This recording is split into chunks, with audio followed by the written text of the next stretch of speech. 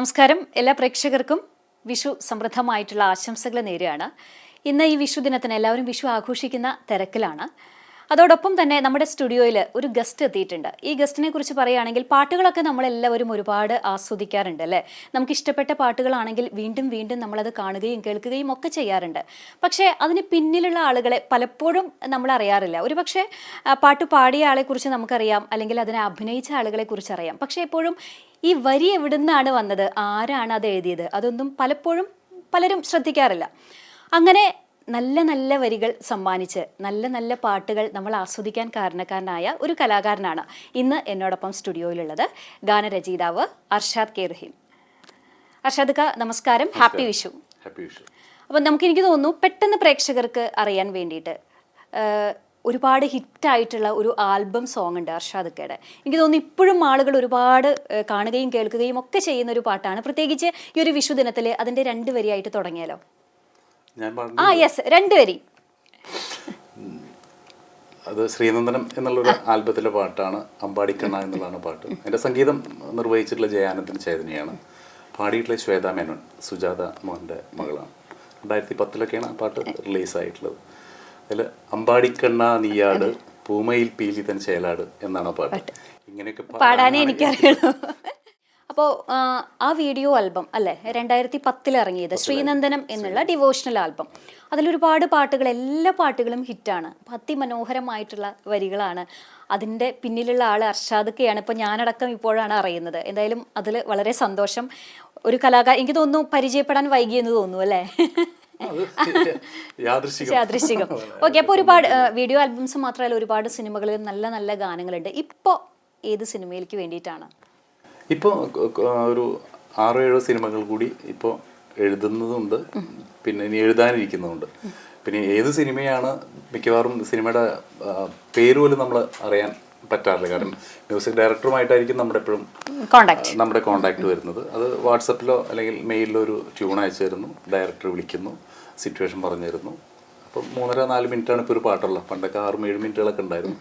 അപ്പോൾ പലപ്പോഴും നമുക്ക് പാട്ട് മുമ്പൊക്കെ ഇരുന്നിട്ട് ഒരുമിച്ചിരുന്ന് മ്യൂസിക് ഡയറക്ടറും എല്ലാവരും കൂടെ ഒരുമിച്ചിരുന്നിട്ടൊക്കെയാണ് ചെയ്തിരുന്നത്.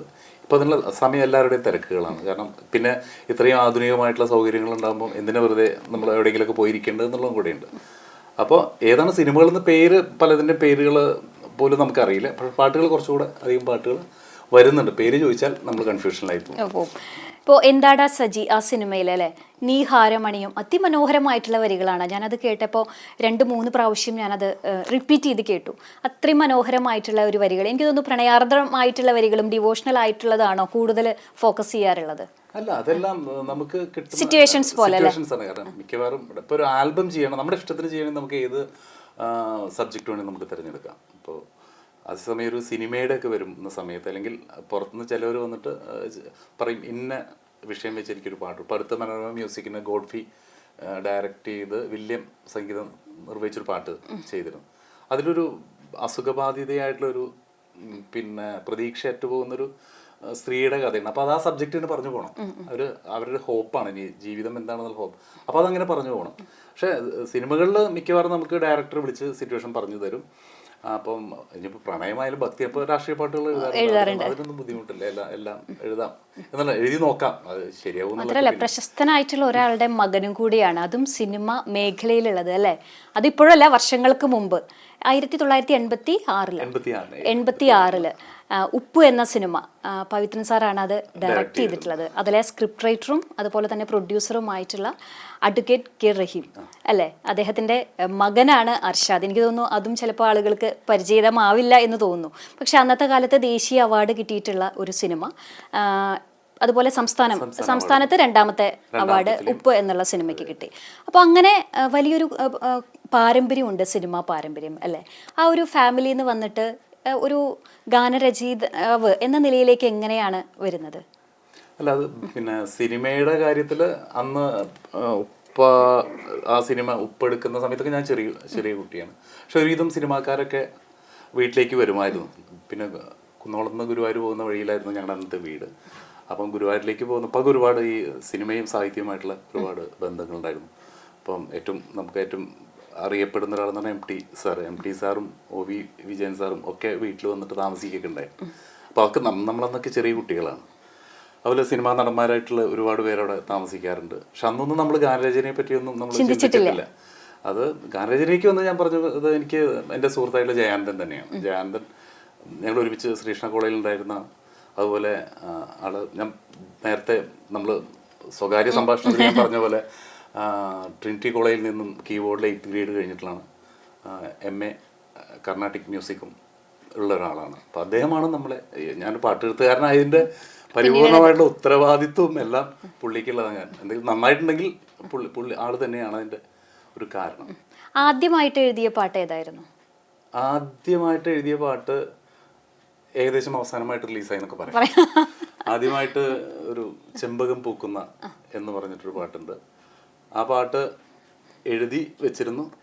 പിന്നെ ഒരു ഭാഗ്യം ഉണ്ടായെന്ന് വെച്ച് കഴിഞ്ഞാൽ P. ജയേന്ദ്രനാണ് പാടിയത്, ജയേട്ടനാണ് ആ പാട്ട് പാടിയത്. 2 വർഷം മുമ്പാണ് ആ പാട്ട് റിലീസായത്. അതാണ് ആദ്യമായിട്ട് എഴുതിയിട്ടുള്ള പാട്ട്. അത് വരികൾ തന്നെയായിരുന്നു, അത് ജയാനന്ദൻ ട്യൂൺ ചെയ്താണ്. ആൽബം പിന്നെ റിലീസായിട്ടുള്ളതെന്ന് പറയുമ്പോൾ എനിക്ക് തോന്നുന്നു ദയാവരൻ എന്നൊരു ക്രിസ്ത്യൻ ഡിവോഷൻ ഉണ്ടായിരുന്നു. അതിൽ സുജാത ചേച്ചി, കെസ്റ്റർ, അങ്ങനെ എല്ലാവരും പാടിയിട്ടുണ്ടായിരുന്നു. പിന്നെ സിനിമ റിലീസായത് ഹാപ്പി ഡേയ്സ് എന്ന് പറഞ്ഞൊരു ഡബ്ബിങ് ഫിലിമാണ്. ആ സിനിമ മലയാളത്തിലൊക്കെ എല്ലാ ഭാഷയിലും മാത്രമല്ല ഈ ഡബ്ബിംഗ് ഫിലിമിൽ അവരുടെ ആ ചുണ്ട് അനക്കുന്ന രീതി കണ്ട് പാട്ട് എഴുതുന്നത് അത് വല്ലാത്തൊരു കഴിവാണല്ലേ. അത് കുറച്ച് ബുദ്ധിമുട്ടുള്ള കാര്യമാണ്. കാരണം ഏതു ഭാഷയാണെങ്കിൽ അവർ ആ ഭാഷയിലാണ് പാടുന്നത്, പക്ഷെ ആ ലിപ്പിനനുസരിച്ച് നമ്മൾ വരികൾ പ്രാസൊപ്പിക്കണല്ലോ. പ്രാസെന്ന് മാത്രമല്ല, അതായത് ഇത് മിക്കവാറും ഇത് എഴുതുമ്പോൾ പ്രൊഡ്യൂസർ കൂടെ ഉണ്ടായിരിക്കും. അപ്പോൾ ആൾക്ക് കുറേ പിന്നെ ഭാവനകളും വാക്കുകളും ഉണ്ടായിരിക്കും. അപ്പോൾ ആ വാക്കുകൾ നമ്മളവിടെ പകർത്തി വെക്കുക എന്നുള്ളൊരു എന്താ പറയുക, ഒരു ക്രിയേറ്റിവിറ്റി ഒന്നും ഇല്ല കേട്ടോ സത്യമായിട്ടും. പാട്ടുകൾ മോശമാണെന്നല്ല ഞാൻ പറഞ്ഞു, പക്ഷേ ക്രിയേറ്റിവിറ്റിയുടെ സാധ്യത വളരെ കുറവ്. പക്ഷേ ഇപ്പോൾ വരുന്ന ഡബ്ബിങ് പാട്ടുകൾ, ഇപ്പോൾ റഫീഖയും അതുപോലെ ഹരിനാരായണനും പിന്നെ സിജു തുറവരൊക്കെ എഴുതുന്ന പാട്ടുകൾക്ക് അവർക്ക് അങ്ങനത്തെ ഡിമാൻഡ്സ് ഇല്ല അവർക്ക്. കാരണം ഇപ്പോൾ എല്ലാവരും ഈ എഴുതുന്ന ആളുകളൊക്കെ പറയുന്നത് പിന്നെ അങ്ങനെ ലിപ്പ് നോക്കിയിട്ടൊന്നും നമുക്ക് എഴുതാൻ പറ്റില്ല. അതുകൊണ്ട് തന്നെ ഇപ്പോൾ എന്താണ് നമ്മുടെ പൊന്നിയിൻ സെൽവനിലൊക്കെ റഫീഖൊക്കെ എഴുതിയ പാട്ടുകൾ അതിഗംഭീരമായിട്ടുള്ള പാട്ടുകൾ, അതുപോലെ സീതാരാമത്തിൽ എഴുതിയിട്ടുള്ള പാട്ടുകൾ, പിന്നെ സിജുവേട്ടനും ഇവരൊക്കെ തോന്നുന്നു എഴുതിയിട്ടുള്ള ആ പാട്ടുകളൊക്കെ ഗംഭീരമായിട്ടുണ്ട്. അപ്പോൾ അന്ന് ഭയങ്കര നിർബന്ധമായിരുന്നു. അപ്പോൾ ഈ തെലുങ്ക് വാക്കുകൾ എന്ന് പറഞ്ഞാൽ കുറച്ച് കടുപ്പം പിടിച്ച വാക്കുകളാണ്. അപ്പോൾ ഇതേ വാക്കുകൾ നമ്മളതിന് മലയാളം പിന്നെ ഒരു ലിപ്പനുസരിച്ചുള്ള മലയാളം ഉണ്ടാക്കണം. അപ്പോൾ അർത്ഥം മാറിപ്പോവും. അങ്ങനെ കുറേ, പക്ഷെ നല്ല എക്സ്പീരിയൻസ് ആയിരുന്നു. അപ്പോൾ നമ്മൾ പറയും അന്നത്തെ കാലത്ത് ജോലിയുള്ള സമയമാണത്. അന്ന് ഞാൻ ജോലി ചെയ്യുമ്പോൾ ഒരു സാറ്റർഡേ സൺഡേയാണ് നമുക്ക് ഒഴിവുള്ളത്. കല്യാണം കഴിഞ്ഞ് അധികം സമയമായിട്ടില്ല. ആ സമയത്ത് നേരെ തൃശ്ശൂരിൽ നിന്ന് നേരെ ട്രെയിൻ കയറി തിരുവനന്തപുരത്ത് പോകും. അവിടെ ഒരു ഫ്ലാറ്റിലാണ് ഈ പാട്ട് എഴുതുന്നത്. വലിയൊരു സ്ക്രീനിൽ പാട്ടുകളൊക്കെ വെച്ച് തരും. എന്നിട്ട് നമ്മൾ ഒരു ഇത്ര അടക്കൊരു പേപ്പറൊക്കെ ഉണ്ടായിരിക്കും, ഇരുന്ന് ഇങ്ങനെ എഴുതും.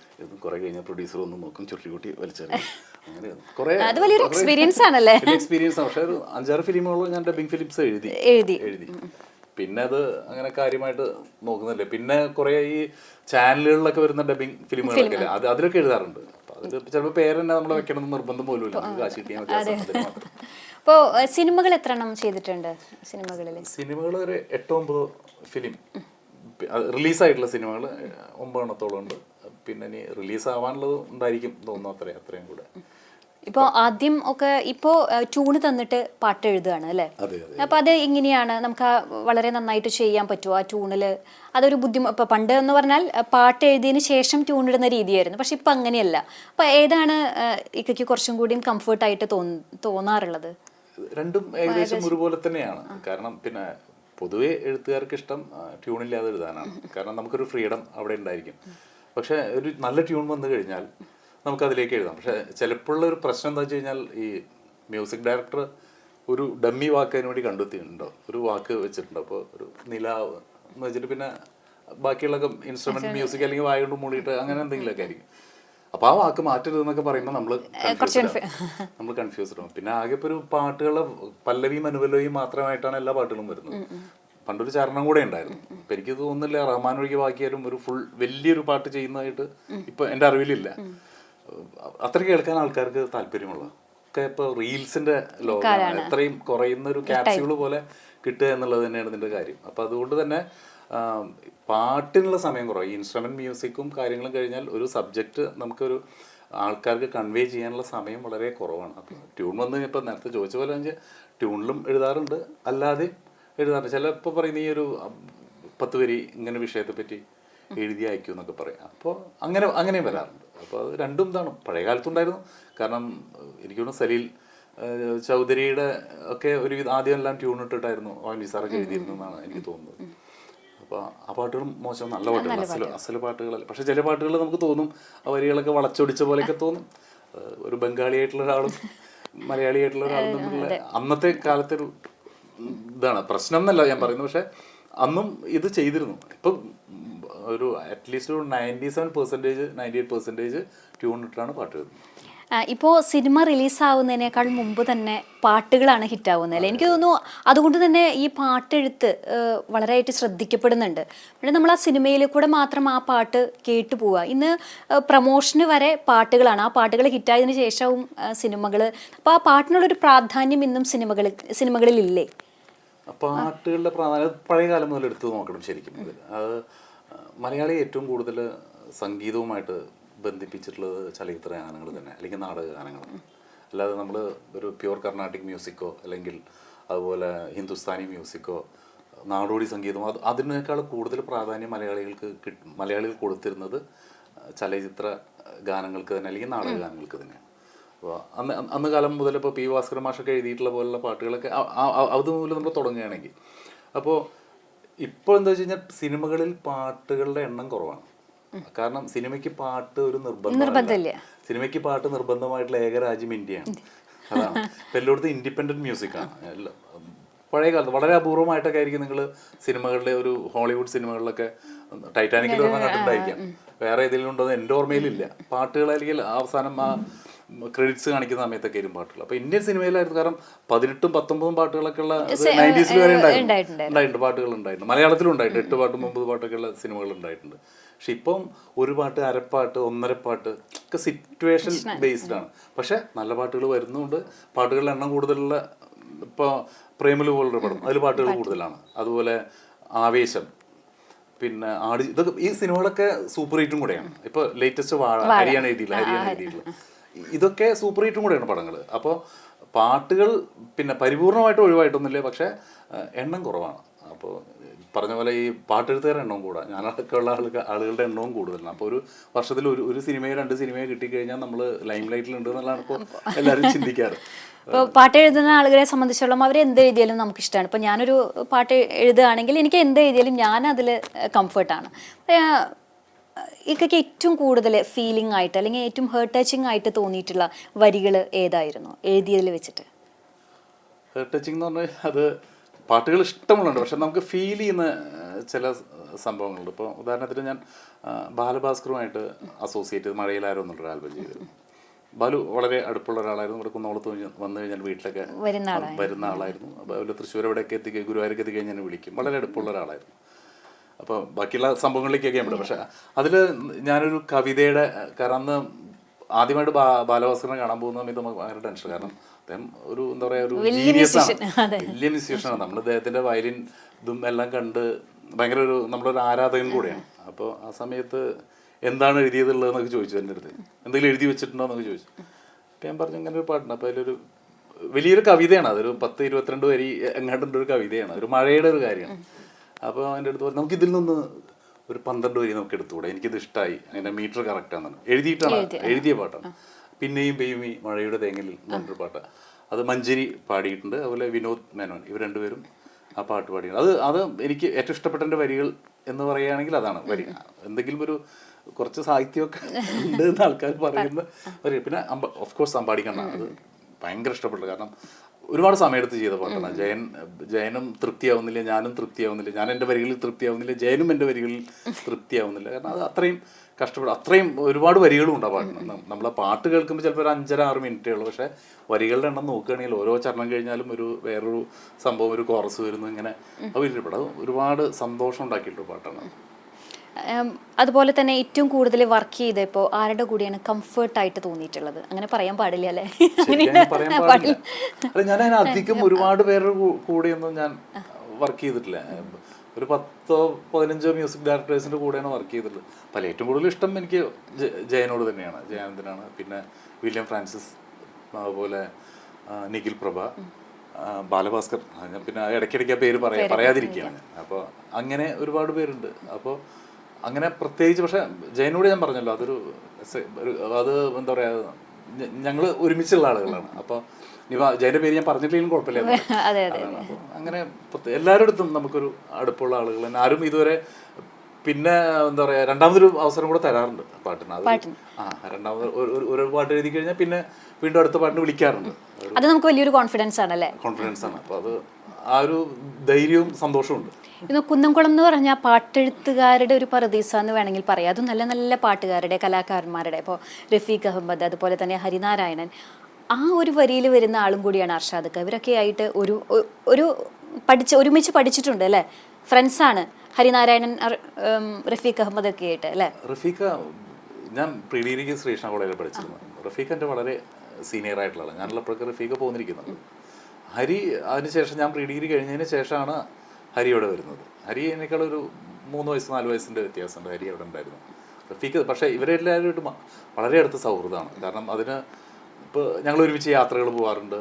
അതിനൊരു പ്ലാറ്റ്ഫോമും കൂടെയുണ്ട്. മലയാളത്തിലെ പാട്ടെഴുത്തുകാരുടെ രചന എന്ന് പറഞ്ഞ് ഉള്ള ഒരു വാട്സപ്പ് കൂട്ടായ്മയുണ്ട്. അപ്പോൾ ഷിബു ചക്രവർത്തി നമ്മുടെ ചിത്രത്തിൽ ഇതിലൊക്കെ പാട്ട് ചെയ്ത ആളാണ്. അതിൻ്റെ എല്ലാ കാര്യങ്ങളും കോർഡിനേറ്റ് ചെയ്യുന്ന റഫീഖ് ഉണ്ട്, അൻവർ അലി ഒക്കെ ഉണ്ട്, അതുപോലെ ശ്രീകുമാരൻ തമ്പി സാറ്, കൈതപ്രസാദ് സാർ, അവരെല്ലാവരും ഉണ്ട്. എനിക്കൊന്ന് 60-70 പേര് അതിൽ. അല്ല, ഒരുപാട് പിന്നെ പാട്ട് എന്താ പറയുക, പിന്നെ ഫീമെയിൽ പിന്നെ ലിറിക്സ് റൈറ്റേഴ്സ് ഉണ്ട്, ഒരുപാട് പേരുണ്ട്. ഇപ്പോൾ ഹരിതയുണ്ട്, ധന്യയുണ്ട്, അതുപോലെ പിന്നെ ഒരു ഫൗസിയ, ശശികല മാം, അങ്ങനെ കുറേ പേരുണ്ട്. ഇവരൊക്കെ പാട്ട് എഴുതുന്നവരാണ്. അവരൊക്കെ അസലായിട്ട് പാട്ട് എഴുതുന്നത്. അപ്പോൾ ഒരുമിച്ച് യാത്രയ്ക്ക് പോകാറുണ്ട്. അതുപോലെ എപ്പോഴെങ്കിലും ഒരു 3 മാസം കൂടുമ്പോഴൊക്കെ ഒരുമിച്ച് കാണാറുണ്ട്. പക്ഷേ റഫീഖാനായിട്ടും അതുപോലെ ഹരിയായിട്ട് നാട്ടുകാരാണ്. എന്തെങ്കിലും പ്രോഗ്രാമിന് എപ്പോഴെങ്കിലും ആഴ്ചയിൽ ഒരിക്കലും എവിടെയെങ്കിലുമൊക്കെ വെച്ച് കാണും, അല്ലെങ്കിൽ വിശേഷങ്ങളൊക്കെ വിളിച്ച് ചോദിക്കുക. അപ്പോൾ ആ ഒരു അടുപ്പമുണ്ട്. പിന്നെ അവരെ എന്താ പറയുക, മലയാളത്തിലെ ഏറ്റവും തിരക്കുള്ളതും ഏറ്റവും നന്നായിട്ട് എഴുതുന്നതായിട്ടുള്ള 2 പാട്ടെഴുത്തുകാരാണ്. റഫീഖ എന്ന് പറഞ്ഞാൽ ജീനിയസ്, ഹാരി എന്ന് പറഞ്ഞാൽ രണ്ടുപേരും മോശമല്ല. മാത്രമല്ല അവർ പാട്ടെഴുത്തുകാർ മാത്രമല്ല, അവർ കവികളും കൂടെയാണ്. ഞാൻ കവിതയുടെ പുസ്തകം വരുന്നുണ്ട്. അത് ഇറക്കിയതിന് ശേഷമേ നമുക്ക് കവിയുള്ളൂ. അതൊരു പാട്ടെഴുത്തുകാരനാണ്. അപ്പൊ അതിന്റെ പണിപ്പുരയിലാണ്. പണിപ്പുരയിലാണ്. അപ്പൊ ഇടയ്ക്കൊക്കെ, പക്ഷെ കുറെ കഴിയുമ്പോൾ കുറച്ച് കഴിഞ്ഞിട്ട് മതി എന്നൊക്കെ തോന്നും. അതൊക്കെയാണ് നമുക്ക്. പിന്നെ ഫിലിമിന്റെ സ്ക്രിപ്റ്റ് ചെയ്യുന്നുണ്ട്. അതാണ് ഒരു പുതിയൊരു അച്ഛന്റെ വഴിയിലേക്ക് വരാൻ, ഉപ്പയുടെ വഴിയിലേക്ക് വരാൻ പ്ലാൻ ഉണ്ടോ? അതുകൊണ്ട് പിന്നെ എന്താ പറയാ, മതിയല്ലോ ഒരെണ്ണായാലും അത് എന്നും കാലങ്ങളോളം നിൽക്കുന്ന ഒരു ഇപ്പൊ അങ്ങനെ. കാരണം സ്ക്രിപ്റ്റ് എഴുതണം എന്ന് വിചാരിച്ച് അങ്ങനെ പിന്നെ ചെയ്തിട്ടുള്ള ഒന്നല്ല. ഇപ്പൊ പക്ഷെ നല്ല സെൻസ് ഉണ്ടായിരുന്നു കഥയുടെ കാര്യത്തിലൊക്കെ, കഥ പറയാനൊക്കെ. കാരണം അതൊക്കെ ആയിരിക്കും ചിലപ്പോൾ നമുക്ക് നമ്മുടെ അടുത്ത് ഓരോ കഥകളും പറയുമ്പോഴൊക്കെ അതൊക്കെ ആയിരിക്കും ചിലപ്പോൾ നമ്മുടെ ഉള്ളിൽ ആ ഒരു സ്ക്രിപ്റ്റ് റൈറ്റിംഗ് ഒക്കെ വരുമ്പോൾ. കാരണം റിലീസാവാത്ത ഒരുപാട് സിനിമകളുടെ തുടക്കം കൂടെ ഇപ്പൊ തുടങ്ങി വെച്ചിട്ടുണ്ടായിരുന്നു. അപ്പൊ പിന്നെ സ്ക്രിപ്റ്റ് റൈറ്റിംഗ് എന്ന് പറഞ്ഞാൽ ഇപ്പോഴൊക്കെ മാറി. പുതിയ ഇപ്പോൾ ഒരുമിച്ച് ഗ്രൂപ്പൊക്കെ ആയിട്ട് ഇരുന്നിട്ട് കുട്ടികളൊക്കെയാണ് എഴുതുന്നത്. അതുകൊണ്ട് ആ സിനിമകളൊക്കെ ഭയങ്കര വ്യത്യാസമുണ്ട്. ഒറ്റയ്ക്കുള്ള പരിപാടികളൊന്നും ഇനി സിനിമയിലില്ല എന്ന് പറയാം. ഇപ്പോൾ ജൻസികളുടെ കാലഘട്ടമാണ്. അപ്പൊ അതിനനുസരിച്ച് നമ്മൾ മാറിയേ പറ്റുമല്ലേ? പ്രത്യേകിച്ച് ആദ്യമൊക്കെ പാട്ട് എഴുതുമ്പോൾ അതിൽ സാഹിത്യം വേണം, കവിത വേണം, അങ്ങനെയൊക്കെ ഉണ്ടായിരുന്നു. പക്ഷെ എനിക്ക് തോന്നുന്നു ഇപ്പോൾ അങ്ങനത്തെ നിർബന്ധങ്ങളൊന്നും ഇല്ല അല്ലേ? അങ്ങനെ ഒരു നിർബന്ധം ഉണ്ടോ? അല്ല, അതെന്താ വെച്ച് കഴിഞ്ഞാൽ ഈ പാട്ടുകൾ കൂടുതൽ കേൾക്കുന്നത് ഇപ്പം നമ്മളൊരു, എനിക്ക് തോന്നുന്നൊരു 40+ ആളുകൾ രാത്രിയൊക്കെ ആയിരിക്കാം ചിലപ്പോൾ 1-2 പാട്ടുകൾ കേൾക്കുക. പക്ഷെ ബാക്കിയുള്ള ഫുൾ ടൈം സമയം ഇത് ഉപയോഗിക്കുന്നത് ഈ ഏറ്റവും ലേറ്റസ്റ്റ് ആയിട്ടുള്ള ടീനേജ് എന്ന് പറയില്ല, നമ്മളൊരു 15 വയസ്സ് മുതൽ ഒരു 20 വയസ്സ് വരെയൊക്കെയുള്ള കുട്ടികളാണ് ഏറ്റവും കൂടുതൽ പാട്ടുകളും റീൽസും. കാരണം അവർക്ക് അത് അങ്ങനെയും കുറേ കാര്യങ്ങൾ. അപ്പോൾ അവർക്ക് റിലേറ്റഡ് ആവുന്ന വാക്കുകൾ വേണം. ഇപ്പം എൻ്റെ മകളുടെ അടുത്ത് ഞാൻ പിന്നെ നീഹാരം എന്താണെന്ന് ചോദിച്ചു കഴിഞ്ഞാൽ അവൾ എന്താണെന്ന് ചോദിക്കും. അതാണ്. അപ്പോൾ അത് കുട്ടികൾക്ക് അവർക്ക് മനസ്സിലാവുന്ന ഭാഷയായിരിക്കണം എന്നുള്ളതാണ്. അവർക്ക് ഏറ്റവും കണക്റ്റഡ് ആയിട്ടുള്ള സാധനങ്ങൾ പലപ്പോഴും കുട്ടികൾ പറയുന്നത് നമുക്ക് മനസ്സിലാവില്ല. അത് കുട്ടികളുടെ കുഴപ്പം കൊണ്ടല്ല, നമ്മൾ അപ്ഡേറ്റ് ആവാത്തത് കൊണ്ടാണ്. അപ്പോൾ അവർക്ക് പുതിയ കുട്ടികളൊക്കെ നല്ല കുട്ടികൾ, അവർ ഒരുപാട് പുതിയ പാട്ടെഴുത്തുകാരും ഉണ്ടല്ലോ അല്ലേ? പിന്നെ പുതിയ ഇപ്പോൾ വിനായക് ശശികുമാർ ഏറ്റവും കൂടുതൽ ഹിറ്റ് പാട്ടുകൾ അദ്ദേഹത്തിനാണ്. അത് ഏത് സ്റ്റൈലും എഴുതും. ഒരേ സമയം ആവേശത്തിലെ പാട്ട് എഴുതും, അതുപോലെ മനോഹരമായിട്ടുള്ള നമ്മുടെ അതുപോലെ മനു മഞ്ജിത്ത് നന്നായിട്ട് എഴുതുന്നതാണ്. അപ്പോൾ വിനായക് ഒക്കെ മനോരഞ്ജിത കസലായിട്ട് വരുന്ന പുതിയ ജനറേഷനാണ്. പ്രായം കൊണ്ട് നമ്മളെക്കാളും ജൂനിയർ ആണെങ്കിലും പാട്ടെഴുത്തിൽ നമ്മളൊക്കെ വിചാരിച്ചിട്ട് കവികൾക്ക് മാത്രമാണ് പാട്ട് എഴുതാൻ പറ്റുള്ളൂ എന്നുള്ളൊരു കാഴ്ചപ്പാടൊക്കെ ഉണ്ടായിരുന്നു. പക്ഷെ ഇന്നിപ്പോ ആ കാഴ്ചപ്പാടൊക്കെ മാറി. ഡിഫറെന്റ് ആണ്. കവിതയ്ക്ക് നമുക്ക് ഒരുപാട് സ്വാതന്ത്ര്യം. നമ്മൾ പാട്ടിന്റെ മീറ്റർ നോക്കണ്ട, ഇൻസ്ട്രുമെന്റ് നോക്കണ്ട, സബ്ജക്റ്റ് നമുക്ക് തീരുമാനിക്കാം. പക്ഷെ പാട്ടെഴുതെന്ന് പറഞ്ഞാൽ പരിമിതമായ സൗകര്യത്തിനുള്ളിൽ നിന്നിട്ട് മാക്സിമം ഔട്ട്പുട്ട് കൊടുക്കുക എന്നുള്ളതാണ്. കാരണം പറഞ്ഞ പോലെ ഒരു 3.5 മിനിറ്റ് പാട്ടിൽ നമുക്കൊരു 2 മിനിറ്റ് 2.5 മിനിറ്റാണ് നമുക്കൊരു കാര്യം എഴുതാൻ അതിൽ കിട്ടുള്ളൂ. അപ്പോൾ പാട്ടെഴുത്തും കവിതയും രണ്ടും ഡിഫറെൻ്റ് ആണ്. പക്ഷെ ഏറ്റവും നല്ല പിന്നെ പാട്ടെഴുത്തുകാരൊക്കെ നല്ല കവികളായിരുന്നു. സാറ്, വയലാർ, പിന്നെ ഭാസ്കർ മാഷ്, റഫീഖ ഒക്കെ അവരൊക്കെ ഏറ്റവും നല്ല അൻവർ അലി, അദ്ദേഹം നന്നായിട്ട് പാട്ട് ഇപ്പോൾ തീരമേ എന്നുള്ള പാട്ടൊക്കെ ചെയ്തിട്ടുണ്ട്. അപ്പം അങ്ങനെയുള്ള ഇതുണ്ട്. അപ്പം കവിത ഉണ്ടാകുന്നത് പാട്ടിന് വളരെ നല്ലതാണ്. പക്ഷെ ഒരു പാട്ടെഴുത്തുകാരൻ ഒരു കവി ആവണമെന്ന് നിർബന്ധം പിടിക്കാൻ പറ്റില്ല. ഇപ്പോൾ അറിയപ്പെടാതെ പോയി ഒരുപാട് പാട്ടെഴുത്തുകാരുണ്ട് അല്ലേ? ഇത് നല്ല വരികൾ സമ്മാനിച്ചവരാണ്. പക്ഷെ അവർ ഒരുപക്ഷെ സ്ക്രീനിൻ്റെ മുമ്പിലേക്ക് എത്തപ്പെടാനുള്ള ഒരു സാഹചര്യം ഇല്ലാതിരിക്കാം. പക്ഷെ പലപ്പോഴും പാട്ടെഴുത്തുകാർക്ക് അവർക്ക് കിട്ടേണ്ട ഒരു എൻട്രി അല്ലെങ്കിൽ അവർക്ക് ആ ഒരു ഇത് കിട്ടിയിട്ടുണ്ട്, അല്ലെങ്കിൽ അങ്ങനെ കിട്ടുന്നത് കുറവാണ്, അങ്ങനെ എപ്പോഴെങ്കിലും തോന്നിയിട്ടുണ്ടോ? പൊതുവെ പിന്നെ സിനിമയിൽ അന്നും ഇന്നും കാര്യമായിട്ട് ആദ്യം ഞാൻ റെമ്യൂണറേഷൻ്റെ കാര്യമാണ്. പ്രതിഫലം കൂടാത്തത് പാട്ടെഴുത്തുകാർക്കാണ്. പിന്നെ അതുപോലെ പാട്ടെഴുത്തുകാർക്ക് ഒരിക്കലും ഒരു സ്റ്റേജിൽ പോയി കഴിഞ്ഞാൽ നമുക്കൊരു പിന്നെ ആരും അറിയണമെന്നില്ല. പാട്ടുകൾ അറിയുമായിരിക്കാം, പക്ഷെ പലപ്പോഴും ആ പാട്ട് എഴുതിയ ആളാണ് ഇതെന്നും പോലും അവർക്കറിയില്ല. എപ്പോഴും പെർഫോമേഴ്സിനെ അവർ നോക്കുന്നത്. ഞാൻ പറഞ്ഞ പോലെ ഈ ഇപ്പോൾ റിയാലിറ്റി ഷോസിലൊക്കെ വരുന്നു, അതിൽ പങ്കെടുക്കുന്ന കുട്ടികൾ, അതുപോലെ അവിടെ ഇരിക്കുന്ന ജഡ്ജസ് പിന്നെ ഒരുപാട് എക്സ്പീരിയൻസ് ഉണ്ട്. പക്ഷെ ആ കുട്ടികൾക്കൊക്കെ കിട്ടുന്നത് പോലും ഒരു പാട്ടെഴുത്തുകാരന് കിട്ടുന്നില്ല എന്ന് തോന്നുന്നു എനിക്ക് പലപ്പോഴും. അടുത്ത് അങ്ങനെ ഒരു സംഭവം ഉണ്ടായി. ഒരു സ്കൂളിലൊരു എൻ്റെ ഒരു ഫ്രണ്ടാണ് അവിടുത്തെ വൈസ് പ്രിൻസിപ്പളാണ്. അവർ ഇൻ്റർനാഷണൽ സ്കൂളാണ്, ഡൽഹി ഇൻ്റർനാഷണൽ സ്കൂൾ. അപ്പോൾ അവർ എൻ്റെ അടുത്തൊരു ഗായികയെ ചോദിച്ചു. അവരുടെ അടുത്ത് ചോദിച്ചപ്പോൾ 6 ലക്ഷം 7 ലക്ഷമൊക്കെയാണ് അവർ പറഞ്ഞത്. അപ്പോൾ അവർക്ക് കൊടുക്കാൻ പറ്റില്ല. അപ്പോൾ അവസാനം ഞാൻ പറഞ്ഞു, നിങ്ങൾക്ക് ഒരുപാട് സംസ്ഥാന അവാർഡുകൾ നേടിയിട്ടുള്ള ഒരു ആളെ, ഒരു ഗാനരചയിതാവിനെ ഞാൻ ഇപ്പോൾ അവർ പറയും 10,000 രൂപ കൊടുത്താൽ മതി എന്ന്. അതാണ് അവരുടെ വ്യത്യാസം. ഒന്ന് ആലോചിച്ച് നോക്കണം. വേണ്ടത്ര പരിഗണന കിട്ടുന്നില്ല. തീർച്ചയായിട്ടും ഇല്ല പാട്ട്. കാരണം പരിഗണന ഇപ്പം ആർക്കും എഴുതാനായി. ഇനിയിപ്പം സംഗീതത്തിന്റെ കാര്യമല്ല, ഇപ്പം യുഗമാണ് വരുന്നത്. മനുഷ്യന്റെ ആവശ്യം കൂടി ഇല്ല. പാട്ട് എഴുതണമെങ്കിൽ ഇപ്പൊ പ്രോംപ്റ്റ് ചെയ്ത് കൊടുത്തു കഴിഞ്ഞാൽ പാട്ട് വരും. അതാണ് അത്. ഇനിയും എഴുത്തുകാർക്ക് പിന്നെ ഉണ്ട്. പക്ഷെ മ്യൂസിക് ഒക്കെ എന്ന് പറഞ്ഞു കഴിഞ്ഞാൽ അല്ല. ഞാനിപ്പോൾ ഒരുപാട് മ്യൂസിക്കിന്റെ കുറെ ഞാൻ എഴുതി കൊടുത്തു. കാരണം നമ്മൾ എഴുതാം നമുക്ക്, പക്ഷെ ഇത് പിന്നെ മ്യൂസിക് ഒക്കെ എല്ലാം അതും നമ്മൾ കാണാതെ അത്രയും റിച്ച് ബാക്ക്ഗ്രൗണ്ട് സ്കോറോടുകൂടി പാട്ടുകൾ വരും. അപ്പോൾ പാട്ടെഴുത്തുകാരുടെ പരിഗണന പാട്ടെഴുത്തന്നെ വളരെ കുറവാണ് സിനിമയിൽ. പാട്ടെഴുത്ത് കുറവ്. ഇനി ഇൻഡിപെൻഡന്റ് മ്യൂസിക്കിന് ചാൻസ് ഉണ്ട്. അതാണ് ലോകത്തെല്ലായിടത്തും അങ്ങനെയായിരുന്നു. ഇൻഡിപെൻഡന്റ് മ്യൂസിക്കാണ് ഇപ്പോൾ വലിയ ഇപ്പോൾ നമ്മൾ മൈക്കിൾ ജാക്സൺ ആയി കഴിഞ്ഞാലും അതുപോലെ മഡോണ, ഇപ്പോൾ നമ്മൾ കേൾക്കുന്ന അവരെല്ലാം ഇൻഡിപെൻഡന്റ് മ്യൂസിക്കുകളായിരുന്നു. അതിനാണ് ഇനി ചാൻസ്. അത് നല്ല ചാൻസ് ഉണ്ട്. കാരണം നിങ്ങൾക്ക് സ്വന്തമായിട്ട് ചാനലും നല്ലൊരു കണ്ടന്റും ഉണ്ടെങ്കിൽ നിങ്ങൾ ക്ലിക്ക് ആയിക്കോളും അതിൽ. കാരണം പ്ലാറ്റ്ഫോമുകൾ ഒരുപാട്. കാരണം ഈ പിന്നെന്താണ് സാവൻ, സ്പോട്ടിഫൈ അങ്ങനെയുള്ള ഓഡിയോ പ്ലാറ്റ്ഫോമുകളുണ്ട്. അതുപോലെ യൂട്യൂബ് അങ്ങനെയൊക്കെയുള്ള, പിന്നെ FB അങ്ങനെ കുറേ ഇൻസ്റ്റ, അതിലൊക്കെ നമുക്ക് നമ്മുടെ പ്രോഡക്റ്റുകൾ നമുക്ക് നല്ലതാണെന്ന് നമുക്ക് തോന്നുകയാണെങ്കിൽ ഇഷ്ടപ്പെട്ട നേരിട്ട് ചെയ്യാം. അതൊക്കെയാണ് ഇൻഡിപെൻഡന്റ് മ്യൂസിക്കിന് സാധ്യതയാണ്. അല്ലാതെ പാട്ടുകാരനെ ഇനി ബഹുമാനിച്ച് പാട്ടെഴുത്തുകാരനെ ബഹുമാനിച്ചിട്ട് ആൾക്കാർക്ക് അങ്ങനെ ബഹുമാനിക്കാന്നല്ല, മീൻസ് അത്ര വലിയൊരു വില കൊടുക്കുമെന്ന് എനിക്ക് തോന്നുന്നില്ല. എനിക്കെന്നല്ല, ഞങ്ങൾക്ക് പൊതുവെ എല്ലാവർക്കും. പക്ഷെ അതൊക്കെ ഓൾറെഡി ഇപ്പൊ പാട്ടെഴുത്തുണ്ട്, അതല്ലാതെ എന്ത് ജോലിയാ ചെയ്യുന്നത്? എനിക്കൊരു അഡ്വർടൈസ്മെന്റ് കമ്പനിയുണ്ട്, ആഡ് ഓൺ. അഡ്വർടൈസ്മെന്റ് എന്ന് പറഞ്ഞാൽ ഈ പരസ്യങ്ങളുടെ ജിങ്കിളുകൾ എഴുതുക, അതുപോലെ ക്യാപ്ഷൻസ് എഴുതി കൊടുക്കുക, പിന്നെ ഈ സ്റ്റോറി ബോർഡ് ഞാനായിട്ട് ചില എൻ്റെ ഒരു ഫ്രണ്ടാണ് ചെയ്യുന്നത്. പിന്നെ പ്രോഡക്റ്റ് ഡീറ്റെയിലിംഗ് എന്ന് പറഞ്ഞ പരിപാടിയുണ്ട്. അപ്പോൾ വിദേശത്തൊക്കെയുള്ള കമ്പനികളിലൊക്കെ അവരും ഇന്ത്യയിലേക്ക് അല്ലെങ്കിൽ കേരളത്തിലേക്ക് ലോഞ്ച് ചെയ്യുമ്പോൾ അതിനനുസരിച്ചിട്ടുള്ള അവരുടെ പ്രോഡക്റ്റ് ഡീറ്റെയിലിംഗ് ഒക്കെ എഴുതി കൊടുക്കുക. എവിടെ, തൃശ്ശൂരാണോ? അല്ല, കുന്നംകുളത്ത് തന്നെ അല്ലേ? ഇനിയിപ്പോൾ ഇപ്പോൾ വിഷുക്കാലാണ്. അപ്പോൾ എല്ലാവരും വിഷുക്കണി കണ്ട് ഉണർന്ന് വിഷുക്കൈ നീട്ടൊക്കെ വാങ്ങി വിഷു ആഘോഷിക്കുന്ന ഒരു ദിവസമാണ്. അപ്പോൾ വിഷുവിനായിട്ട് ഏതെങ്കിലും പാട്ടുകളൊക്കെ എഴുതിയിട്ടുണ്ടോ? വിഷുവിനായിരുന്നു ഇപ്പൊ ഞാൻ പറഞ്ഞ അമ്പാടിക്കണ്ണ എന്നുള്ള പാട്ട് ബട്ട് വിഷുവിന് അത് വിഷുവിന് വേണ്ടി വിഷുവിനായിരുന്നു റിലീസായത്. അതിന്റെ സെക്കൻഡ് പാർട്ട് വരികയാണ് അല്ലെ? സെക്കൻഡ് പാർട്ട് വരുന്നുണ്ട്. അത് നാളെ റിലീസാവുന്ന അറിയില്ല. നമ്മുടെ പണിയൊക്കെ കഴിഞ്ഞിട്ടുണ്ട്. ചാൻസ് കുറവാണ്. കാരണം അതിന്റെ ഷൂട്ടൊന്നും ഇലക്ഷന്റെ മറ്റുള്ള കാര്യങ്ങളൊക്കെ അതിന്റെ ഷൂട്ടും കാര്യങ്ങളൊക്കെ ആയിട്ട് എനിക്ക് തോന്നുന്നു സിംഗറും കൂടെ അതിന്റെ ശരിയായിട്ടില്ലെന്ന് തോന്നുന്നു. അപ്പോൾ അവരെല്ലാവരും തിരക്കിന്റെ കാര്യങ്ങളിലാണ്. അപ്പോൾ അത് വിഷു കഴിഞ്ഞാൽ ഉടനെ ഉണ്ടായിരിക്കും ശ്രീനന്ദനത്തിന്റെ രണ്ടാം. അത് ഞാനും ജയനും തന്നെ ഒരുമിച്ച് ചെയ്യുന്നു. അതേ ബാനറാണ്, MC ഓഡിയോസിന്റെ ബാനർ. കാരണം അത് പ്രൊഡ്യൂസ് ചെയ്തിരുന്നത് ജഗദീഷ്, വിനീഷ്, അതുപോലെ സജിത്ത്, ഉമേഷ്, ഇവർ 4 പേരായിരുന്നു അന്ന് ആൽബം പ്രൊഡ്യൂസ് ചെയ്ത്. എന്നിട്ട് അതിന്റെ റൈറ്റ് അവർ MC ഓഡിയോസിന് കൊടുത്താണ്. അപ്പോൾ അവരൊക്കെ ഉണ്ട് ഈ മറ്റേ ശ്രീനന്ദനത്തിന്റെ ടീം, ഫസ്റ്റ് ടീം തന്നെ ഉണ്ട് ഇപ്പോഴും, ഫസ്റ്റ് ടീം. അവരെല്ലാം. അപ്പോൾ അന്ന് MC ഓഡിയോസ്, ഇപ്പോൾ MC ഓഡിയോസ് ആണ് സ്വന്തമായിട്ടാണ് ഇപ്പോൾ പുതിയ പാട്ടുകൾ ചെയ്യുന്നത്. 4 പാട്ടുണ്ട്. ഓരോന്നോരോന്ന് ഇപ്പോൾ ഒരുമിച്ച് CD ഒന്നും ഇല്ലല്ലോ, CD വിൽപ്പനയൊന്നും ഇല്ലാത്തതുകൊണ്ട് ഓരോ പാട്ടുകളായിട്ട് മാത്രമായിരിക്കും മിക്കവാറും ഇറങ്ങുന്നുണ്ടാവുക. എങ്ങനെയാണ് വിഷുവൊക്കെ ആകുമ്പോൾ യാത്രകൾ പോവുകയോ അങ്ങനെയൊക്കെ ഉണ്ടോ? യാത്രകൾ പോലും മിക്കവാറും എന്താ പറയുക, ഫ്രണ്ട്സൊക്കെ ആയിട്ടൊന്ന് കൂടും. പിന്നെ വൈഫ് ഖത്തറിലാണ്, അവിടെ ടീച്ചറാണ്. അപ്പോൾ ഇനിയിപ്പോൾ ജൂണിലേ വരുള്ളൂ. ഞാൻ മോളുടെ +2 കഴിഞ്ഞ മോള് ഇപ്പോൾ എൻട്രൻസ് കോച്ചിങ്ങിലാണ്. അപ്പോൾ അവള് വന്നു കഴിഞ്ഞാൽ നാളെ അവളെ വിളിക്കാൻ പോകണം. അത് കഴിഞ്ഞാൽ പിന്നെ ഉമ്മയും ഞാനും മോളും അങ്ങനെ കാര്യമായിട്ട് വന്നില്ല. ചേച്ചിയുടെ വീട്ടിൽ അങ്ങനെ വളരെ അടുത്ത് എവിടേക്കെങ്കിലൊക്കെ ഒന്ന് പോകുന്നു മാത്രം. ഓക്കെ.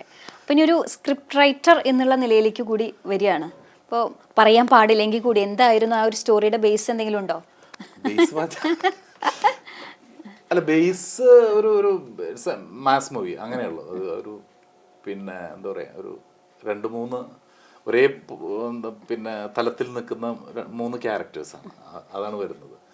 അപ്പോൾ ഇനി എൻ്റെ ഒന്നും കൂടെ ഡീപ്പായിട്ട് പോയി കഴിഞ്ഞാൽ എൻ്റെ സസ്പെൻസ് പോവേണ്ട, സസ്പെൻസ് പൊളിയണ്ട. പറഞ്ഞ പോലെ ഉപ്പയുടെ പോലെ ഒരു നാഷണൽ അവാർഡൊക്കെ അതിലേക്കൊക്കെ വരട്ടെ എന്ന് ഞാൻ ആശംസിക്കുന്നു. ആഗ്രഹിക്കാലോ, ആഗ്രഹങ്ങളാണല്ലോ നടക്കുന്നത് അല്ലേ? ഇനി എന്താണ് ഒരു പുതിയ പ്രോജക്റ്റ്, അല്ലെങ്കിൽ ഒരാളുടെ കൂടെ വർക്ക് ചെയ്യണം, അല്ലെങ്കിൽ ഇന്നൊരു രീതിയിലുള്ള ഒരു പാട്ട്, അങ്ങനെ എന്തെങ്കിലുമൊക്കെ സ്വപ്നങ്ങൾ ഉണ്ടോ മനസ്സിൽ? കാരണം ഞാനൊക്കെ വളരെ കുറച്ച് ആളുകളോട് വർക്ക് ചെയ്തിട്ടുള്ളൂ. പിന്നെ മലയാളത്തിൽ ഒരു പാട്ടുകാരെ നോക്കണ ഒരുവിധം സിംഗേഴ്സൊക്കെ ഇപ്പോൾ എനിക്ക് ചിത്ര ചേച്ചിയും ദാസേട്ടനും ഒഴികെ ബാക്കി എല്ലാവരും ഒരുവിധം എല്ലാവരും നമ്മുടെ പാട്ടുകൾ പാടിയിട്ടുണ്ട്. അതും വലിയൊരു അംഗീകാരമാണല്ലോ, ഭാഗ്യമാണ്. അംഗീകാരം എന്ന് പറഞ്ഞാൽ ഭാഗ്യമാണ് നമുക്ക്. കാരണം അത് പിന്നെ അതും കൂടെ ഒരു ആഗ്രഹമുണ്ട്. അത് ചിത്ര ചേച്ചി ചിലപ്പോൾ ഈ പിന്നെ ശ്രീനന്ദനത്തിന്റെ സെക്കൻഡിൽ പാടാനൊരു സാധ്യത ഉണ്ട്. അപ്പോൾ സംസാരിക്കുന്നുണ്ട് അവരുമായിട്ട്. ശ്രീനന്ദനത്തിന്റെ രണ്ടാമത്തെ ഭാഗം വരികയാണ് അല്ലേ? എനിക്ക് തോന്നുന്നു ആ ഫസ്റ്റിലെ എല്ലാ കൃഷ്ണ ഗാനങ്ങളും അല്ലേ, എനിക്ക് തോന്നുന്നു ഇപ്പോൾ നമ്മളെ ഞാനൊരു കൃഷ്ണഭക്തിയാണ്, എല്ലാം നമ്മുടെ മനസ്സിൽ ഇങ്ങനെ കൊള്ളുന്ന വരികളാണ്, എത്ര കേട്ടാലും മതി വരാത്ത ഗാനങ്ങൾ എന്നൊക്കെ പറഞ്ഞ പോലെ. ഇനിയിപ്പോൾ അതിൻ്റെ രണ്ടാം ഭാഗം വരികയാണ്, അതിലും എല്ലാ പാട്ടുകളും ഇക്ക തന്നെയാണ് എഴുതിയിട്ടുള്ളത്. എന്താണ് ഈ കൃഷ്ണനുമായിട്ടുള്ള എത്ര ഒരു അടുപ്പം? ഇത് കൃഷ്ണനെ ഭയങ്കര ഇഷ്ടമാണ്. കാരണം മനുഷ്യരെ എന്താ പറയുക, മനുഷ്യനെ ഒന്നായിട്ട് കാണാൻ പറ്റുന്ന എല്ലാവരും നല്ലതാണ്. പിന്നെ കൃഷ്ണന്റെ കലാകാരന്മാർക്ക് മതമില്ലല്ലോ അല്ലേ? മതമില്ല, അത് ഒരിക്കലും പാടില്ല. നിങ്ങൾക്ക് മതവിശ്വാസമാണ്, പക്ഷെ എൻ്റെ മതമാണ്, ഞാൻ വിശ്വസിക്കുന്ന മതമാണ് ലോകത്തിലെ ഏറ്റവും നല്ലത് എന്ന് പറയുമ്പോൾ അവിടെയാണ് പ്രശ്നം, കോൺഫ്ലിക്റ്റ് തുടങ്ങുന്നത് അവിടെയാണ്. ഇപ്പോൾ കൃഷ്ണൻ്റെ കാര്യം പറയുകയാണെങ്കിൽ കൃഷ്ണനെ സംബന്ധിച്ചിട്ട് ഇത്രയും മനോഹരമായിട്ടുള്ള ഒരുപാട് പിന്നെ വാക്കുകൾ കൃഷ്ണനുമായിട്ട് റിലേറ്റഡ് ആണ്. വൃന്ദാവനം, മയിൽപ്പീലി, മുരളിക, അങ്ങനെയുള്ള ഒരുപാട് വാക്കുകൾ കൃഷ്ണനുമായിട്ട് റിലേറ്റഡ് ആണ്. മാത്രമല്ല കൃഷ്ണൻ എന്നുള്ളത് ഒരു കുട്ടിയായിരിക്കുന്ന സമയത്ത് വളരെ കുസൃതിയായിട്ടുള്ള ഒരു കുട്ടിയായിരുന്നു. പിന്നെ എത്രയോ ആയിരങ്ങളുടെ കാമുകിയായിരുന്നു. പിന്നെ അതുപോലെ നല്ലൊരു സഹോദരനായിരുന്നു. പിന്നെ നല്ലൊരു എന്താ പറയുക സുഹൃത്തായിരുന്നു. കാരണം അവസാനം ധർമ്മത്തിനൊക്കെ വേണ്ടിയിട്ട് നിലനിന്നത്. അപ്പോൾ കൃഷ്ണനുമായിട്ട് ബന്ധപ്പെട്ടുള്ള ബിംബങ്ങൾ എപ്പോഴും പാട്ടിന് വളരെ സുഖമുള്ള വാക്കുകളാണ്. കാരണം കൃഷ്ണൻ്റെ ഏത് കാര്യങ്ങളും നിങ്ങൾ നോക്കിയോളൂ, കൃഷ്ണനുമായിട്ട് റിലേറ്റഡ് ആയിട്ടുള്ള വാക്കുകൾക്ക് പാട്ടിനോട് വളരെ അടുപ്പുണ്ട്. പിന്നെ നമ്മളൊക്കെ ഗുരുവായൂരിൻ്റെ അടുത്തൊക്കെ അല്ലേ നമ്മളൊക്കെ താമസിക്കുന്നത്. അപ്പം അങ്ങനെ എഴുതി പോകുന്നതാണ്. പക്ഷെ ആ പാട്ടുകൾ പിന്നെ ഈ ശ്രീനന്ദനത്തിലെ പാട്ടുകൾ ഹിറ്റായപ്പോൾ ഒരുപാട് കൃഷ്ണഭക്തി ഗാനങ്ങൾ അല്ല, ആ ഒരു ഉള്ളിൽ ആ ഒരു ഭക്തിയും ഉണ്ടെങ്കിലാണ് നമുക്ക് ആ രീതിയിലൊക്കെ വാക്കുകളൊക്കെ കിട്ടുള്ളൂ അല്ലേ? കാരണം ആ കൃഷ്ണനോട് നല്ലത് എന്തിനോടും ഭക്തി തോന്നണം. അതാണ് നല്ലത് എന്തിനോടും. അത് ചിലപ്പോൾ നല്ലൊരു പാട്ടിനോട് നമുക്ക് തോന്നാം അല്ലേ, ഭക്തിയെന്നോ ഇഷ്ടമെന്നോ എന്നൊക്കെ നമ്മൾ പറയില്ലേ, അത് തോന്നാം. അപ്പം അത് പക്ഷെ പാട്ടിന് ഞാൻ പറഞ്ഞ പാട്ടെഴുത്ത് എന്നുള്ള അർത്ഥത്തിൽ കൃഷ്ണൻ്റെ കാര്യത്തിൽ അതാണ്. കാരണം ഏറ്റവും നല്ല കാര്യങ്ങളെല്ലാം ചേർന്ന് നിൽക്കുന്ന മറ്റുള്ളൊരു ദൈവങ്ങൾക്കോ അങ്ങനെ അത്രയും മനോഹരമായിട്ടുള്ള പദങ്ങൾ റിലേറ്റഡ് ആയിട്ടുണ്ടായിരിക്കില്ല. നമുക്ക് ഇങ്ങനെ പൊൻവീടും എന്നൊക്കെ പറയുമ്പോൾ തന്നെ എന്തൊരു ഇതാണ്, അങ്ങനെയുള്ള വാക്കുകൾ ഒക്കെ കേൾക്കുമ്പോൾ തന്നെ സുഖമല്ല. അപ്പോൾ അത് പാട്ടിന് വളരെയധികം. അതുപോലെ ക്രിസ്തീയ ഭക്തി ഗാനങ്ങളും എഴുതിയിട്ടുണ്ടല്ലേ? അത് വിനീത് ശ്രീനിവാസനോ ഒരു ഏതായിരുന്നു? അത് അത് സിനിമയില് സിനിമയിലെ പാട്ടാണ്. സിനിമയില് എന്നോട് പറ എന്നോട് പറയൂ. അത് ഒരുപാട് അതും നല്ല ഒരുപാട് ഒരു വ്യൂസ് ഉള്ള വ്യൂവേഴ്സ് ഉള്ള പാട്ടാണ്. പാട്ടാണ്. നല്ല പാട്ടാണ്. നല്ല നല്ല പാട്ടാണ്. അതൊരു മുസ്ലിം ടച്ച് ഉള്ള മീൻസ് അങ്ങനത്തെ ഒരു പ്രണയഗാനം. അതാണ് അല്ലാ അവളെന്റെ പെണ്ണാകുന്നത് ഡയറക്ടറാണ് പറയുന്നത്. ആ വാക്ക് ഫസ്റ്റ് അല്ലാ എന്നുള്ള വാക്ക് അതിന്റെ മ്യൂസിക് ഡയറക്ടറും പിന്നെ ഡയറക്ടറും കൂടെ ചേർന്നിട്ടാണ് അങ്ങനെ പോയത് കേട്ടോ. ബാക്കിയുള്ള വരികളൊക്കെയാണ് പിന്നെ നമുക്ക് കൂടുതൽ. പക്ഷെ അങ്ങനെ തുടങ്ങണം എന്നുള്ളൊരു നിർബന്ധം ഞാൻ നേരത്തെ പറഞ്ഞില്ല. ചിലപ്പോൾ പാട്ടുകൾ ഇങ്ങനെ തുടങ്ങണം എന്ന് പറയണം. അപ്പോൾ അതുപോലെ കഴിഞ്ഞ വർഷം ശ്യാം തരുണിൻ്റെ പാടാണ്. അതിൽ ജനുവരി വെച്ച് തുടങ്ങണം. അപ്പോൾ ജനുവരി തന്നെ ഓർമ്മകളിൽ സിനിമയിലെ പാട്ടാണത്. അപ്പോൾ ചിലപ്പോൾ അങ്ങനെ അതും നമുക്ക് സുഖമാണ്. അപ്പോൾ ചിലപ്പോൾ അങ്ങനെയും കിട്ടും. അതായത് തുടക്കം കിട്ടാൻ പലപ്പോഴും പിന്നെ നമ്മൾ ജനുവരിയിലേക്ക് തന്നെ പോകണം. പിന്നെ അവിടെ മഞ്ഞും ഇതൊക്കെ പറ്റുള്ളൂ, മഴയൊന്നും പറ്റില്ല ജനുവരിയിൽ. അങ്ങനെയൊക്കെയാണ്. അപ്പോൾ ഇതൊക്കെ പാട്ടുകളെ സംബന്ധിച്ച് പിന്നെ ഇതേപോലെ നല്ല മനോഹരമായിട്ടുള്ള ആൾക്കാർക്ക് കേൾക്കുമ്പോൾ കൂടുതലും ഈ കേൾവിക്കാരെ സംബന്ധിച്ചിട്ട് ഏറ്റവും സുഖമുള്ള വാക്കുകളാണ്. അവിടെയൊക്കെയാണ് വൈൻവി സാറിൻ്റെയൊക്കെ ഒരു നറുപുഷ്പമായി എന്നേർക്കു നീളുന്ന മിഴുവിനെയാരുടേത് അത്ര മനോഹരമായിട്ടുള്ളതാണ്. ഇന്ദു പുഷ്പം ചൂടി നിൽക്കുന്നത് അല്ല, എന്ത് മനോഹരമായിട്ടുള്ള വാക്കുകളാണ് അതൊക്കെ. ഇപ്പോൾ മാത്രമല്ല നമ്മുടെ ഒപ്പം CCTV വർക്ക് ചെയ്യുന്ന നിഖിൽ പ്രഭ സംഗീത സംവിധായകനാണ്. മാത്രമല്ല AR റഹ്മാന്റെ ജൂനിയർ AR റഹ്മാൻ എന്നുള്ള രീതിയിലൊക്കെ വൈറൽ താരം കൂടിയാണ്. ഒരുപാട് സ്റ്റേജുകൾ വിദേശങ്ങളിൽ ഉൾപ്പെടെ എനിക്ക് തോന്നുന്നു നിഖിലുമായിട്ടും പാട്ടുകൾ ചെയ്തിട്ടുണ്ട്. നിഖിലുമായിട്ട് 2-3 പാട്ടുകൾ ചെയ്തിട്ടുണ്ട്. ഇപ്പം ലാസ്റ്റ് റിലീസായത് ഷാമൻ എന്നുള്ളൊരു ഫിലിമായിരുന്നു. അതിൽ പിന്നെ നിഖിൽ തന്നെ പാടിയൊരു പാട്ടുണ്ടായിരുന്നു. നല്ല പാട്ടാണത്. അത് പിന്നെ നല്ലൊരു മെലഡിയാണത്. പിന്നെ ഫിലിം അത്ര കണ്ട് ഒരു ബഡ്ജറ്റൊക്കെ കുറഞ്ഞിട്ടുള്ള ഫിലിമായിരുന്നു. അപ്പോൾ അതുകൊണ്ട് തിയേറ്ററിൽ അത്രയും ശ്രദ്ധിക്കപ്പെട്ടില്ല. പക്ഷേ എനിക്ക് തോന്നുന്നു ഇതിൽ ഒരുപാട് പിന്നെ ഇനിയിപ്പോൾ OTT ഇതിലൊക്കെ വരുമ്പോൾ കുറച്ചും കൂടെ ആളുകൾ കാണുന്നു. പാട്ട് നല്ല പാട്ട്, നമുക്ക് വളരെ സാറ്റിസ്ഫൈഡ് ഉള്ള നല്ല അടുപ്പാണ്. അതിപ്പോൾ കുന്നംകുളം എന്ന് പറഞ്ഞാൽ ഒരുപാട് കലാകാരന്മാരുടെ ഒരു നാടാണ് അല്ലേ. എത്രയോ പാട്ടെഴുത്തുകാരാണ് സംഗീതവുമായി ബന്ധപ്പെട്ട് അല്ലേ. അപ്പോൾ അതിലൊരാൾ കൂടിയാണ്. എനിക്ക് തോന്നുന്നു അർഷാദ് ഖാനെ ഇപ്പോഴാവും ആളുകൾക്ക് പരിചിതമായിട്ടുണ്ടാവുക എന്ന് എനിക്ക് തോന്നുന്നു. ഈ മുഖമൊന്നും അങ്ങനെ ഫ്രെയിമിൽ വന്നിട്ടില്ല തോന്നുന്നു അല്ലേ, വളരെ കുറവാണ്. എന്തായാലും അപ്പോൾ നമ്മുടെ ഈ ഒരു വിഷു ദിനത്തിൽ, വിഷു ആഘോഷിക്കുന്ന സമയത്ത് ഒരു പാട്ടെഴുത്തുകാരൻ എന്നല്ല, നല്ലൊരു പാട്ടെഴുത്തുകാരനെ, മനോഹരമായിട്ടുള്ള വരികൾ സമ്മാനിച്ച ഒരു എഴുത്തുകാരനെ പരിചയപ്പെടാൻ പറ്റിയതിൽ വളരെ സന്തോഷം. അപ്പോൾ ഇനിയും ഒരുപാട് സ്വപ്നങ്ങളുണ്ട്, ആഗ്രഹങ്ങളുണ്ട്. ഒരു സിനിമ മോഹം എന്നുള്ള രീതിയിൽ സ്ക്രിപ്റ്റ് റൈറ്റിങ്ങിൻ്റെ പണിപ്പുരയിലാണ്. അതൊക്കെ ഈ ഒരു വിഷു ദിനത്തിൽ സാധിക്കാനുള്ള എല്ലാ അനുഗ്രഹങ്ങളും ഉണ്ടാവട്ടെ എന്ന് ആശംസിക്കുകയാണ്. ഇനി എന്താണ് നമ്മുടെ പ്രേക്ഷകരോട് അർഷാദ് പറയാനുള്ളത്? എന്തായാലും പുതിയൊരു വിഷുക്കാലം കൂടെ വരികയാണ്. നമുക്കൊക്കെ വിഷു എന്ന് പറയുന്ന എപ്പോഴും പ്രതീക്ഷയുടെ കാലം കൂടെയാണ്. അപ്പോൾ ജാതിക്കും മതത്തിനും ദേശത്തിനും ഭാഷയ്ക്കൊക്കെ അതീതമായിട്ട് എല്ലാവരും ഒരുപോലെ സന്തോഷമായിട്ട് കഴിയുക. എല്ലാവർക്കും എൻ്റെ വിഷു ആശംസകൾ. അപ്പോൾ ഒരിക്കൽ കൂടി ഹാപ്പി വിഷു.